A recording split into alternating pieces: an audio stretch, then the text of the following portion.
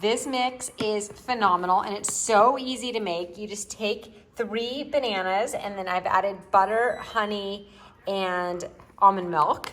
My oven is preheated. I'm gonna add the dry mix now to this bowl and then pop it into the pan, into the oven, and my kids are gonna be the taste testers. They are obsessed with this, and I've had it too. It's so good. Let's pour the dry powder in. Comes with all the delightful chocolate chips.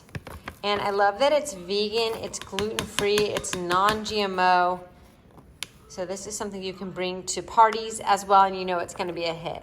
Shh, don't tell my kids I'm adding some protein powder and some chia seeds as well, just to make it a little extra nutritious. The prep on this is so simple. It's about 5 minutes. Pop it in the oven and then just cook it according to the time on the bag.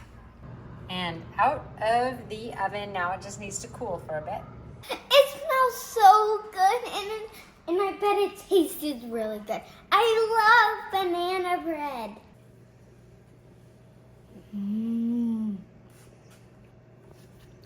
Really good. Nice and warm, and it really melts in your mouth.